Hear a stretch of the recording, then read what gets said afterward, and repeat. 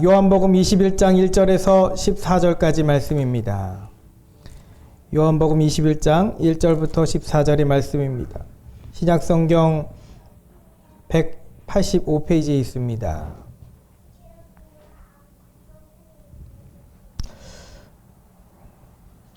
저와 여러분 한 절씩 교독합니다.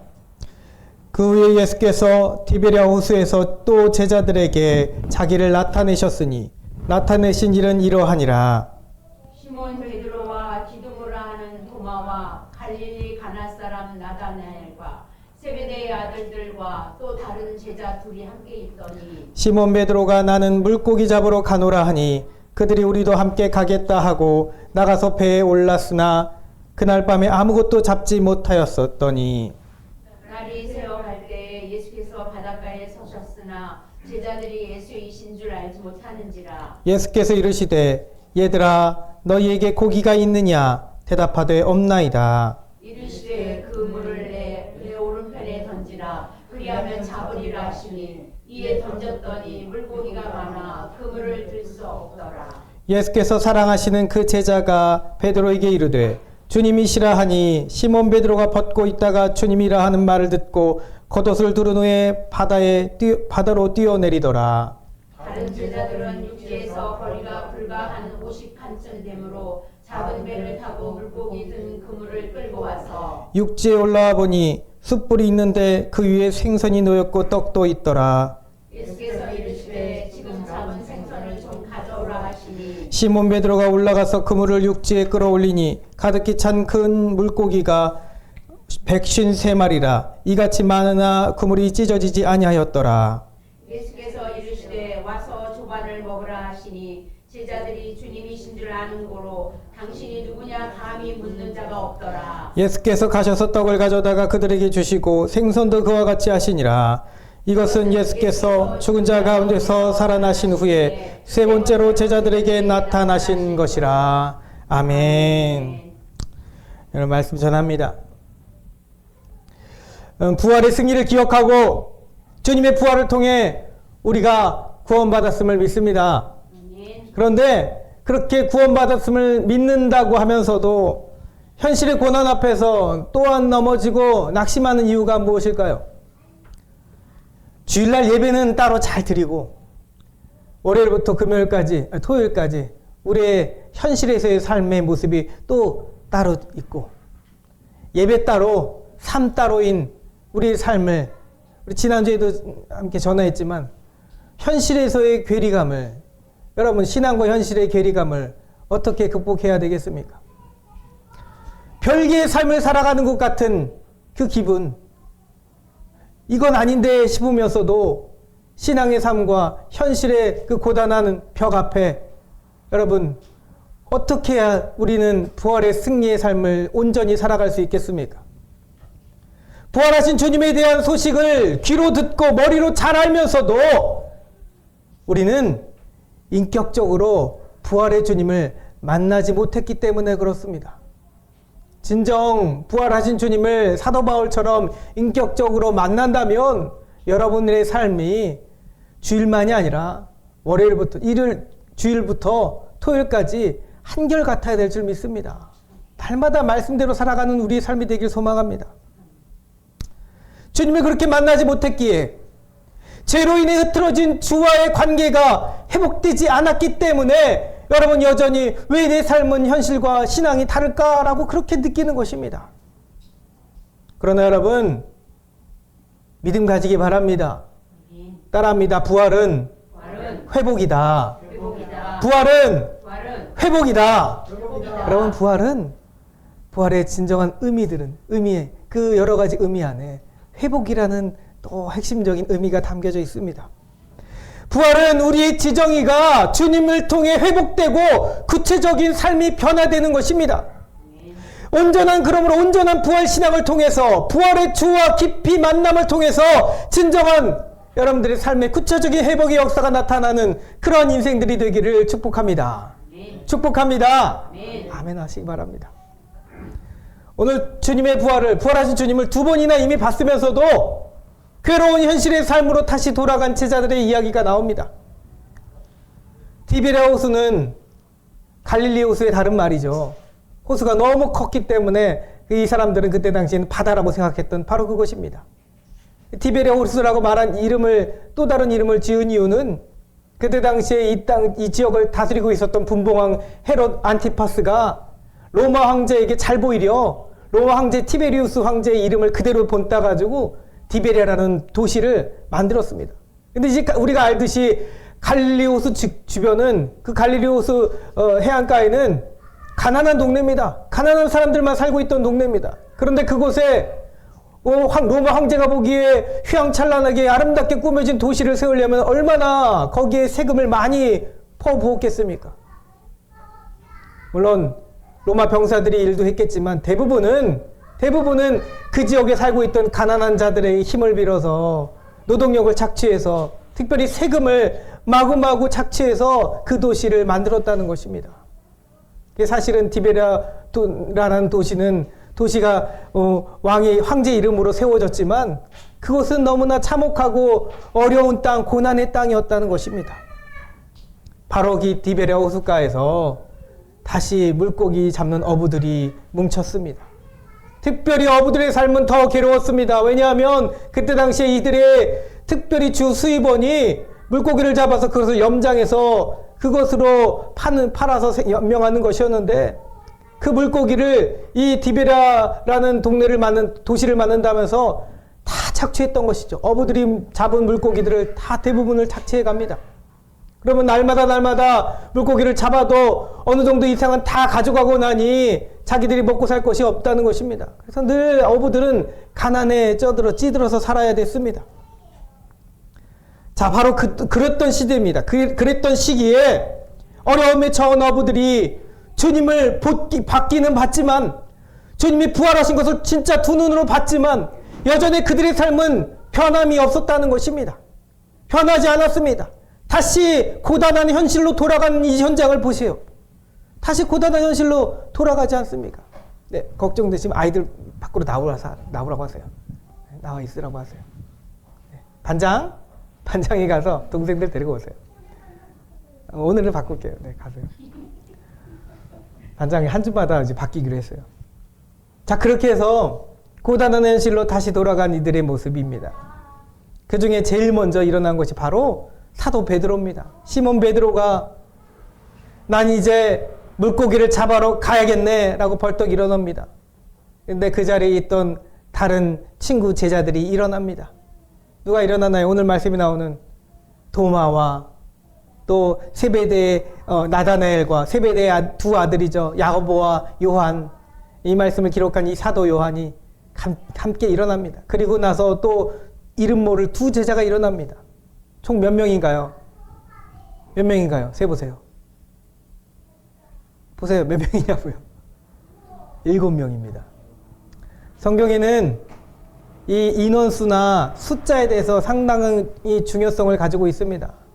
그 숫자 때문에 다른 어떤 이단들에서는 너무 거기에만 얽매여가지고 잘못된 교리를 만들어냈는데, 근데 사실은 유대인들은 그 문화적으로도 그렇고 주임도 그러셨고 숫자에 상당한 핵심적인 의미를 가지고 있었습니다.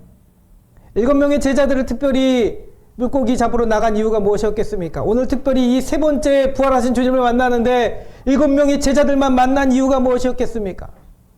원래 제자들이 12명이잖아요. 거기에서 나중에 가룟 유다 대신 뽑힌 마띠아가 뽑히기 전까지는 11명입니다. 가룟 유다는 이미 죽었으니까. 11명이 있어야 되는데 7명만 나옵니다. 왜 7명이었을까요? 이유가 있습니다. 요한계시록에도 나오지만 주님이 부활하시고 승천하시고 성령을 받은 후에 7개의 숫자는 완전한 온전해진 7교회를 말하는 것입니다. 그 계시록에도 7교회, 소아시아 7교회가 나오잖아요. 단순히 7개의 숫자가 교회가 거기 정말 7개가 있었기 때문에 7교회가 아닙니다. 오늘날 우리를 보러 오늘 교회를 이렇게 세워서 하나님 백성으로 살아가는 우리 보러 주님은 말씀하시는 것입니다. 그래서 오늘 말씀에서도 7명의 제자들이 나오는데 다 하나같이 각기각계 제각각의 성향을 갖고 있는 인물들입니다. 타혈질 성격의 베드로가 있었고요. 열심히 가졌지만 타혈질이고 우울증 환자입니다. 이 심리학자들이 분석해보니, 정신분석학자들이 분석해보니, 이 성경 말씀을 그래도 믿음 있는 사람들이 분석해보니, 베드로 같은 사람은 우울증 환자였다라고 말합니다. 네, 그런 자가 바로 베드로입니다. 또한 의심 많던 도마는 어떻습니까? 눈에 보이는 것만 믿게노라 라고 말했던 도마가 있습니다. 나다나엘, 이 사람은 냉소주의자, 회의주의자입니다. 어찌 나사렛에서 선한 것이 날 수 있겠느냐라고 말했던 자입니다. 빌립이 나다나엘 보러 우리 주님 만나러 가세 그렇게 말했을 때 어찌 선한 것이 나사렛에서 있겠느냐 말했습니다. 그러나 주님을 바라보고서는 그는 제자가 되었는데 주님이 나다나엘에 뭐라고 말씀하시나요? 참 그리스도이다. 저 속에 간사한 것이 없도다. 그 마음을 정직하며 온전했던 자입니다. 그렇지만 현실의 고단함 속에서 냉소적이던 사람이었습니다. 그런 자들입니다. 그리고 야고보와 요한이 있었고 또 이름 모를 두 제자가 있었는데 이 두 제자는 누구였겠습니까? 누구였는지는 우리는 알 수 없지만 지금 우리가 비유적으로 알 수 있는 바는 성경 말씀의 두 숫자는 언제나 증인을 가리킵니다. 두 증인도 얘기 나오고 증인을 말하는 것입니다. 그래서 오늘 말씀에 나오는 두 제자는 그때 당시 제자들만 말하는 것이 아니라 오늘을 살고 있는 그리스도의 증인들인 바로 우리들을 말하는 것입니다. 그래서 시공간을 뛰어넘어 이 7명의 제자들은 역시 오늘을 살고 있는 우리들 모든 성도들을 대표하는 사람들이라고 말할 수 있습니다. 거기에는 별별 성향의 사람들이 다 있죠. 깨끗한 자만 있는 것이 아닙니다. 정직한 자만 있는 것이 아닙니다. 또 믿음만 좋은 자만 있는 것이 아닙니다. 의심도 많고 다혈질이고 그렇게 혈기 많고 욕심도 많고 했던 우리와 똑같은 자들이 바로 거기에 있었습니다. 부활하신 주님을 만났고 지난주에 우리도 부활주일이었지만 지난 한 주간 여러분 승리의 삶을 살아셨습니까? 여전히 또한 닥쳐있는 고난 앞에 현실 앞에 낙심하고 괴로워하고 앞으로 우리 삶은 어떻게 해야 되나, 내일은 어떻게 해야 되나, 무엇을 먹어야 되나, 아이들을 어떻게 가르쳐야 되나 늘 걱정하는 우리의 삶입니다. 베드로가 딱 그랬습니다. 그리고 그 마음속에 사실을 한 가지 더 해결하지 못했던 문제가 있었죠. 주님을 배반했는데 나는 예수를 배반한 자인데 여전히 죄 많은 자, 또다시 큰 그 습관적인 죄를 지어서 하나님의 마음을 아프게 한 자인데 내가 어찌 떳떳하게 주의 백성의 모습으로 제자된 모습으로 주님의 일들을 감당할 수 있겠느냐. 그리고 벌떡 일어나 원래 살던 옛날의 삶으로 돌아간 것입니다. 물고기 잡던 그 삶으로 당장 세금 내놓으라 나라에서 말하니 세금 내러 물고기 잡으러 그렇게 간 것입니다. 자, 그런데 그 모습이 어떻습니까? 물고기 잡으러 가서 그 결과가 어떻습니까? 사람의 힘으로 할 수 있는 것이 없습니다. 특별히 주의 백성들인 우리들은 하나님께서 여러분들을 택하셔서 하나님 백성으로 삼으신 우리들은 더욱더 주님 아니고는 스스로 할 수 있는 것이 없습니다. 믿으시기 바랍니다. 우리가 잘 아는 말씀이죠. 우리가 잘 아는 말씀. 오늘 특별히 주보에도 오늘부터 하고 싶어서 이따가 광고 시간에 말씀드리겠지만 오늘부터 하고 싶어서 여러분들에게 말씀을 담았습니다. 요한복음 15장 5절 말씀, 금주의 말씀이니 암송하시기 바랍니다. 15장 5절의 말씀이 어떻게 나옵니까? 나는 포도나무요 너희는 가지라. 그가 내 안에 내가 그 안에 그가 내 안에 거하면 사람이 열매를 많이 맺나니 나를 떠나서 너희가 아무것도 할 수 없습니다. 다시 한번 해보겠습니다. 저도 당황했네요. 네. 나는 포도나무요. 시작. 나는 포도나무요 너희는 가지라. 그가 내 안에 내가 그 안에 거하면 사람이 열매를 많이 맺나니 나를 떠나서는 너희가 아무것도 할 수 없습니다. 아멘. 우리 주님이 포도나무시고 우리는 그에 덧붙여진 가지인 줄 믿습니다. 가지가 열매를 맺으려면, 가지가 삶의 열매를 맺으려면 주님 품에 항상 안겨야 될 줄 믿습니다. 사모님, 애들 나오게 하세요. 여러분, 우리 삶에는 신앙의 문제도 현실의 삶의 문제도 그 해결의 능력은 오직 예수 그리스도로부터 나오는 줄 믿습니다. 바로 그것입니다. 오늘 베드로가 제자들과 함께 물고기 잡으러 간다 하니 다들 같이 일어납니다. 같은 형편이거든요. 자신들도 베드로처럼 주님을 배반하고 다 도망갔거든요. 주님 앞에 떳떳하지도 못했고 또 여전히 현실의 삶의 문제가 있으니 물고기 잡으러 배에 올랐습니다. 이들은 능숙한 어부들이었습니다. 이 유대인들은 특별히 밤에 물고기를 잡습니다. 낮에 잡지 않습니다. 낚시를 밤에 합니다. 왜냐하면 수면 가까이 위로 물고기가 밤에 올라오기 때문입니다. 그래서 물고기를 밤새도록 그물을 내렸지만 물고기가 한 마리도 잡히지 않습니다. 누가복음 5장이 기억납니다. 이 제자들이 베드로가 처음 주님 만났을 때도 딱 요랬습니다. 밤새도록 물고기를 잡았지만 한 마리도 잡지 못하고 그저 해안가로 돌아와서 바닷가로 돌아와서 그물을 물에다 씻을 때에 주님은 그에게 찾아오셔서 말씀하시지 않았습니까? 그리고 놀라운 일이 벌어졌습니다. 지금도 마찬가지입니다. 다시 그 똑같은 장면으로 주님을 배반했던 베드로에게 다시 찾아와서는 주님께서 그에게 음성을 들려주십니다. 내가 너를 물고기를 낚는 어부가 아니라 사람을 낚는 어부가 되게 하리라 말씀하셨는데 베드로는 그 모든 것을 다 잊어버리고 다시 물고기를 낚는 어부가 되어서 돌아갔을 때에 주님은 찾아오셨고 그에게 말씀하셨습니다. 아무도 예수님인 줄 알아보지 못합니다. 새벽 미명에 밤이 새서 이제 힘에 지쳐서 이 바닷가로 돌아오는 제자들에게 주님은 말씀하십니다. 얘들아, 여기서 그들을 부르시는 주님의 음성이 상당히 중요합니다. 그냥 말씀하시는 것이 아니라 아주 친근한 목소리로 얘들아 라고 말씀하십니다. 베드로가 주님보다 육신적인 나이로는 훨씬 나이가 많았을 것입니다. 나이가 많았습니다. 예수님 끼케봐야 30대 33살밖에 안 되셨잖아요. 그런데 베드로 나이 글쎄요. 못해도 40대 중후반 50대 이상 되지 않았을까 생각됩니다. 평생 어부로 살다가 다 나중에 작년에 주님 만났기 때문이죠. 그런데 이 제자들에게 얘들아 너희에게 고기가 있느냐라고 주님 물어보십니다.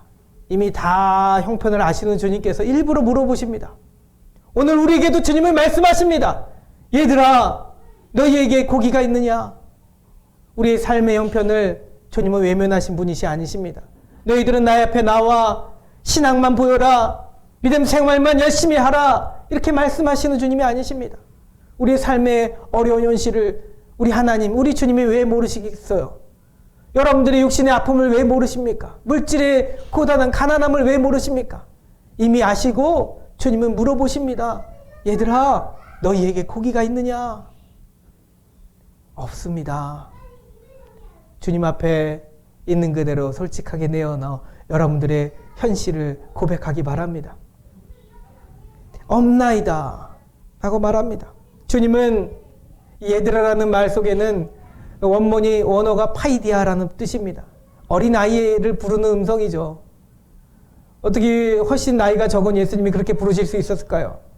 주님 보시기에는 영적으로 여전히 어린아이들이 연약한 이자들, 주님 배반했다고 해서 또 죄지었다고 해서 돌아가서 주님의 사역을 잃어버리고 옛생활로 돌아간 그 제자들에게 친근하게 사랑함으로 그들을 불러주신 것입니다. 마치 우리 아이들을 부르는 그 심정으로 아무리 잘못해도 밖에 나가 놀고 있는 아이들을 시간이 되면 주님 부르시는 것처럼 어머니가 부르는 그 음성으로 얘들아 라고 부르십니다. 자, 그러면 우리를 사랑으로 부르시는 주님 앞에, 부활의 주님 앞에 우리들이 어떻게 반응해야 되겠습니까? 어떻게 해야 여러분들의 삶의 구체적인 면면들이 외로웠던 마음, 우울했던 마음, 괴롭고 현실에 가난하고 현실에 아팠던 그 모습들을 어떻게 회복해야 되겠습니까? 신앙은 현실과 괴리감이 있어서는 안 되는 것입니다. 현실에 맞닿아 있어야 되고 현실이 변화되어야 될 줄 믿습니다. 주님은 우리 현실을 바꾸시기 위해서 부활하신 줄 믿습니다. 그러면 어떻게 됩니까? 주 앞에 나가 우리가 무엇을 행해야 됩니까? 그 첫째는 바로 주님의 음성에, 주님 말씀에 순종해야 된다는 것입니다. 오늘 말씀하십니다. 여러분들에게 똑같이 말씀하십니다. 그물을 따라합니다. 그물을 배 오른편에 던지라. 그리하면 잡으리라. 그리하면 잡으리라. 할렐루야. 아멘. 아멘. 그리하면 잡으리라는 이 말씀에 여러분들의 삶의 건강의 문제도, 물질의 문제도, 삶의 모든 메어져 있는, 엉켜져 있던 문제도 해결받게 될 줄 믿습니다. 아멘. 여러분, 주님의 말씀에 순종하세요. 여러분들에게 각각에게 우리에게 주님이 말씀하시는 배의 오른편이 있을 것입니다. 그것은 저는 모릅니다. 여러분들도 모릅니다. 주님이 말씀하시는 그때가 있습니다. 간절히 기도하고 구할 때에, 주님이 물어보실 때에 주님은 말씀하십니다. 알려주십니다. 배의 오른편에 던지라 하실 때에 그때 여러분들의 그물을 오른편에 던질 수 있기 바랍니다. 이 오른편은 우리가 말하는 방향의 오른편을 말하는 것이 아닙니다. 언제나 성경의 오른편은 하나님의 편을 말하는 것입니다. 하나님이 원하시는 길, 하나님이 원하시는 편, 우리가 생각하는 곳은 왼쪽에 있지만 하나님이 생각하는 곳은 우리가 상상하지 못했던 곳에 있는 줄 믿습니다. 하나님 말씀하실 때에 오늘도 주님이 말씀하신 이 성경 구절 안에서 여러분들에게 음성을 들려주시면 그 음성에 아멘으로 화답하는 우리가 되길 소망합니다. 누가복음 5장에서는 베드로가 말합니다. 주님, 저희들이 밤새도록 그물을 내렸지만 한 마리도 잡지 못했습니다. 그러나 주님이 그렇게 하라고 하시니, 말씀하시니 말씀에 순종해서 그물을 내리겠습니다. 깊은 데로 가서 그물을 내리라 하시니 그렇게 다시 나가서 배에 타고 나왔는데 또 다시 깊은 데로 들어가서 그물을 내리겠다고 말하는 것입니다. 자, 지금 보세요. 지금은 제자들이 뭐라고 하나요? 한마디도 하지 않습니다. 그저 순종했습니다. 이제는 답변도 아닙니다. 이제는 그저 순종하는 것입니다. 그 후에 어떤 일이 벌어집니까? 물고기를 많이 들 수 없으므로 나중에 끌어올려 계산해 보니 153마리가 됩니다. 153 어디서 많이 보셨죠? 모나이 볼펜에 그분이 153 이 숫자를 써서 전 세계적으로 유명한 볼펜이 되지 않았습니까? 그 볼펜 똥만 안 나오면 좋겠지만 근데 그렇게 유명한 볼펜이 됐습니다. 거기에는 사실은 유대인들이 사이에서는 특별한 의미가 있었다고 합니다. 성경은 항상 숫자를 그냥 쓰지 않으니까 특별한 의미가 있었겠죠. 학자들이 별별 이야기를 하지만 그것은 중요한 것이 아닙니다. 어쨌든 중요한 것은 그렇게 수없이 많은 물고기, 수없이가 아니죠. 수는 있죠. 그렇게 수많은 물고기가 많이 주님의 역사로 잡혔다는 것입니다. 어떤 역사요? 주님 말씀에 순종했더니 그렇게 됐다는 것입니다. 우리 삶도 마찬가지입니다. 여러분 삶에 하나님께서 원하시는 바는 이것입니다. 부활하신 주님의 영광을 바라보며 부활의 회복을 맛보길 원하는 자들은 말씀에 순종하라는 것입니다. 부활을 머리로만 믿지 말고 듣고만 믿지 말고 부활하신 주님이 말씀하시면 그대로 순종해야 될 줄 믿습니다. 이것이 진정 주님 앞에 인격적으로 나를 만나기 원하시는 주님 앞에 나아가는 우리의 자세가 되어야 될 줄 믿습니다. 이 음성을 듣고 말씀에 순종할 때에 그 제자들 중에서 아주 직관적으로 뛰어났던 제자가 한 명 있습니다. 주님을 사랑하는 제자, 주님이 사랑하시는 제자라고 나옵니다. 이 말씀을 기록한 사도 요한이죠. 사도 요한이 주님을 알아보고는 주님이시라 라고 외칩니다. 주님이시라 라고 외치니 그때서야 혈기 많고 열심히 있던 베드로가 배 밖으로 벌떡 뛰어내립니다. 수영원에서는 오늘 말씀에 50칸쯤 되었다고 하는데 이 길이가 한 대략 지금으로 말하면 한 100m쯤 될 겁니다. 100m쯤 되는 그 길을 수영해서 주님을 만나기 위해서 막 다가옵니다. 마음속에 해결되지 않은 문제가 있었거든요. 마음속에 주님을 배반했던 그 문제가 해결되지 않은 채로, 그러나 주님을 다시 만나고 싶어하는 채로, 주님이 하필이면 다시 사람을 낚는 어부가 되게 하리라 말씀하셨던 그 베드로에게 찾아오셔서는 말씀하시니, 그리고 그 옛날 그때는 그물이 찢어질 정도로 많은 물고기가 잡히게 하신 주님께서 이번에도 똑같이 많은 물고기를 잡게 하시니 주님이시라는 그 음성에 깜짝 놀라서 주님 나에게 다시 다가오셨구나 라고, 아직 마음에는 한켠에는 해결되지 않은 문제가 있지만 그러나 주님 만나고 싶어서 뛰어내린 것입니다. 그런데 이제부터 놀라운 그 정말 영화의 한 장면 같은 그런 장면이 나옵니다. 베드로가 열심히 수영원에서 또 뛰어가서 주님 만나기 위해서 온몸이 다 젖어가면서 나갔습니다. 겉옷을 둘렀잖아요. 예의를 갖추기 위해서 겉옷을 딱 두르고 갔는데 겉옷이 이미 다 젖었습니다. 주님 앞에 갔더니 추위에 절덜 떠는 그에게 그를 위해 숯불이 피워져 있습니다. 그리고 거기에는 이미 구운 생선과 떡이 마련되어져 있습니다. 이 말씀은 놀라운 베드로의 삶에는 특별히 더 놀라운 그 그림이 떠올리게 되는 장면입니다. 왜냐하면 주님을 배반했던 그날 그 시간에 추위에 덜덜 떨며 요한복음 18장 18절에 보면 추위에 덜덜 떨며 그 베드로가 불 가운데 가까이 쬐어 있으면서 주님을 배반했던 그 시간이 있었기 때문입니다.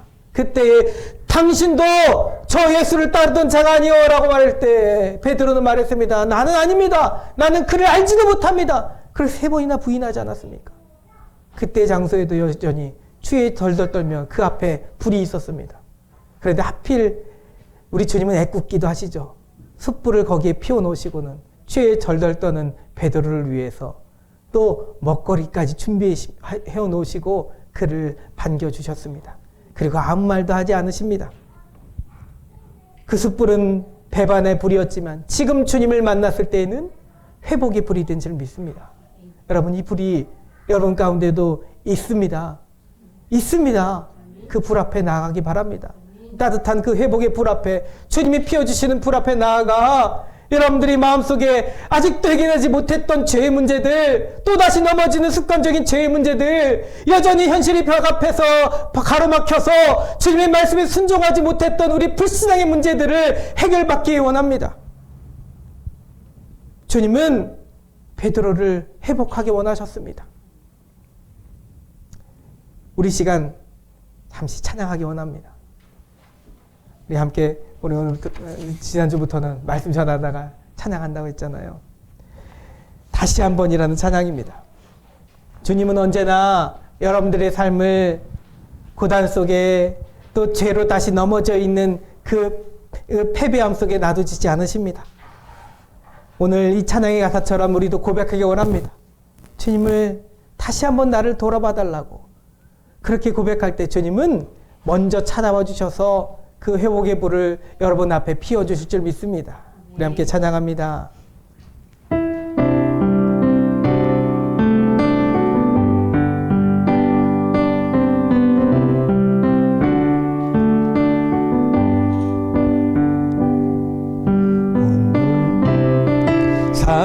사랑으로 내게 찾아온 생명의 빛, 나를 붙잡는 실패의 자리 딛고 일어나 구원의 주를 외치리. 오늘 놀라우신 사랑으로, 오늘 놀라우신 사랑으로 내게 찾아온 위로의 빛, 내게 찾아온 위로의 빛, 나를 누르던 세상의 말들 떨쳐버리고 구원의 주를 외치리. 다시 한번 외쳐 부르니 예수여 나를 돌아보소서. 빛을 비추시는 예수만이 내 소망. 다시 한번 내 삶 드리니 예수여 내 손 잡아주소서. 폭풍 속에서도 주가 붙드시니 예수만이 내 생명. 다시 한번 외쳐 부르니 예수여 나를 돌아보소서. 어둠 속에서도 빛을 비추시는 예수만이 내 소망. 다시 한번 내 삶 드리니 예수여 내 손 잡아주소서. 폭풍 속에서도 주가 붙드시니 예수만이 내 생명. 할렐루야. 주님은 베드로에게 찾아오셔서 두려움에 떨던 폭풍 가운데 떨던 베드로에게 손을 잡아주시고 그를 일으켜주신 분이십니다. 오늘 여러분들에게도 찾아와 주셔서 죄의 문제로 인해서 주님을 배반했던 그 문제에 의해서 두려움에 떨며 현실의 고단 앞에 다시 두려움에 떨던 그 모습, 베드로처럼 이 두려움에 떠는 우리들에게, 불안에 떠는 우리들에게 찾아와 주셔서 회복의 빛을 비춰주실 줄 믿습니다. 그 주님의 손을 붙잡는 우리가 되길 소망합니다. 이제 두 가지 말씀을 더 전합니다.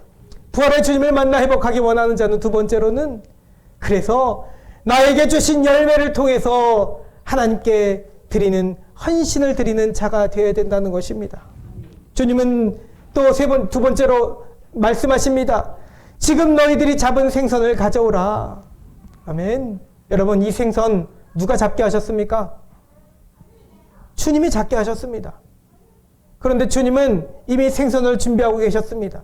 주님이 이미 준비하신 생선이 있고, 또 베드로와 또 6명의 제자들이, 그 7 제자들이 잡아온 생선, 바로 주님께서 말씀하셔서 말씀에 순종했더니 거두어 드렸던 생선이 있습니다.